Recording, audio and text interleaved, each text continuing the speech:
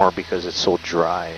So welcome to Pu'uo'o Spatter Cone. This is the focal point of the eruption from January 3rd, 83 till now, and it sits 7 miles down this east rift and a part of Kaliuea.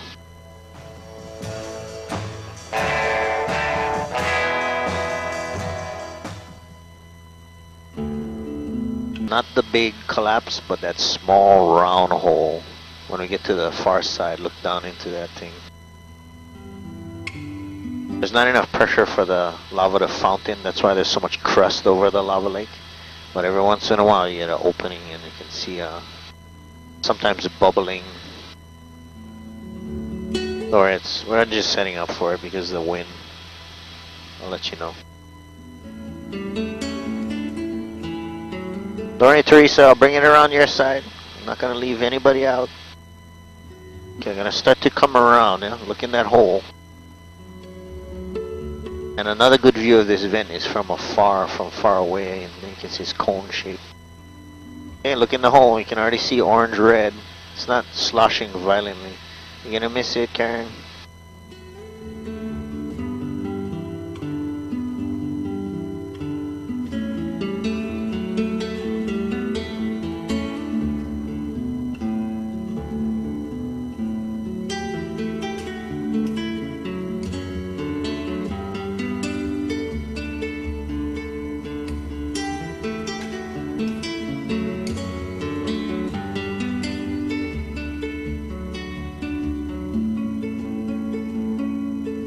A good view.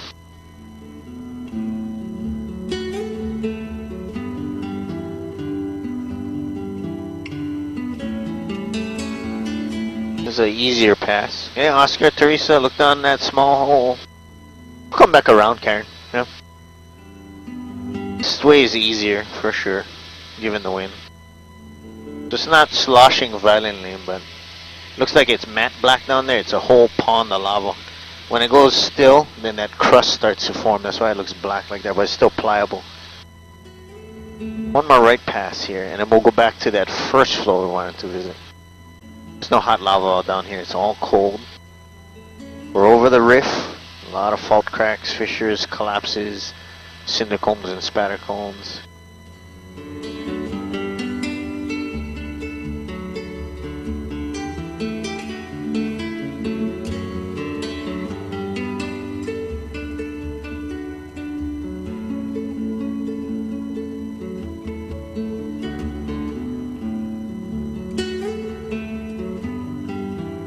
I'll just jump the plume here and take a look down in that skyline. Yeah, not real violent right now.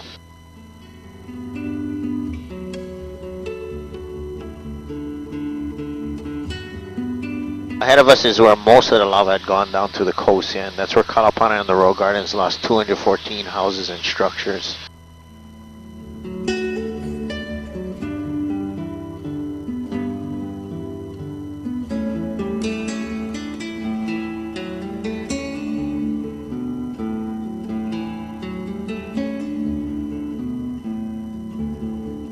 Look how hazy it is, isn't it nuts? It's about 20% out of the year, the time out of the year we got to deal with these shifty winds and all this smoke builds up under the clouds.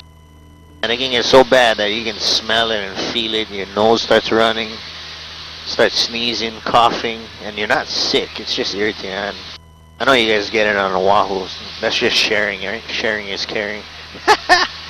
That's that vlog stuff, right? Vlog, yep. It's all sulfur dioxide, so it's all that sulfur, like crystal, glass crystal and stuff in there.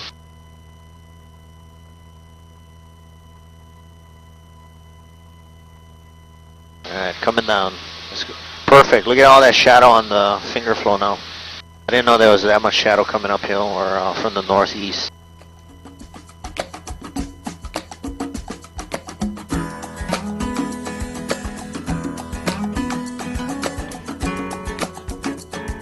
Hope you guys like Jack Johnson.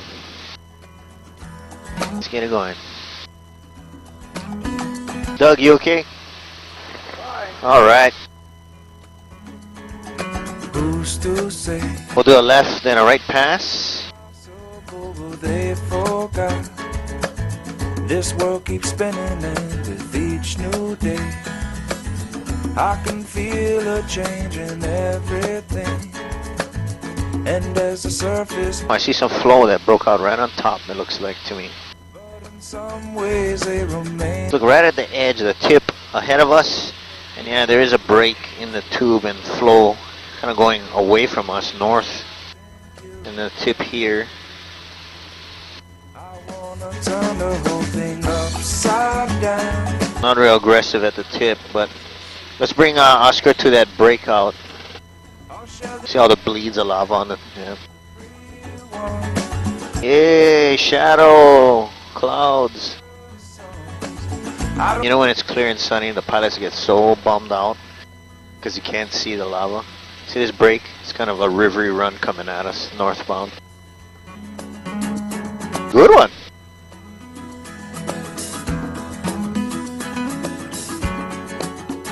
Alright, right side. After this we'll take a break from the turning and then we'll head all the way to Hilo and the waterfalls. I can try. And as I roll along, Karen, how you doing by the way? You look comfortable. Nothing, huh? Nothing. Just takes her a few minutes. Yeah. To realize how tough she really is and how unscared of heights and... Takes after base. I'll share this love I find with. Takes after you? We'll sing and dance to Mother Nature. Nice. This world keeps spinning and there's no time to wait. Got it? Well, it all keeps spinning, spinning round and round and round. So Teresa's freaking out like she wants to get another picture, so I'll go by again here. One more time since we gotta turn around anyway. Makes me wish I could speak Spanish.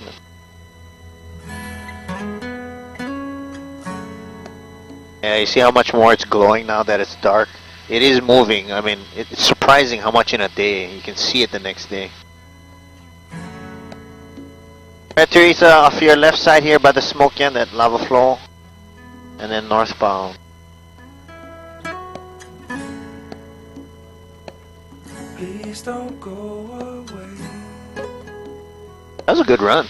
I wish it was dark right over that silvery patch. Man, that thing would have been like red dragons. There's a lot of lava moving. The scale of everything looks small because this area is huge. It's huge. It can take us several minutes to cross this thing at 100-something knots, you know.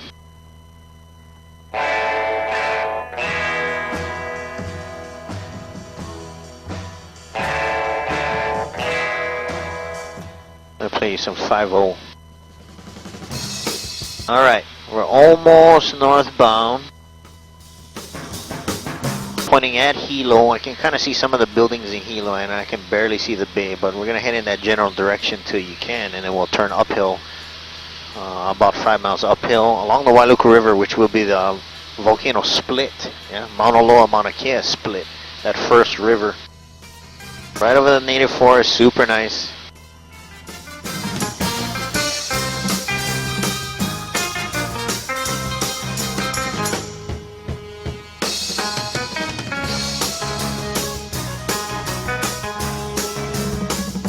Now you guys know species, Hawaiian species in the forest, whether or not you think you do, you know? Everybody knows what raspberry is, mint plants, gardenia, sandalwood.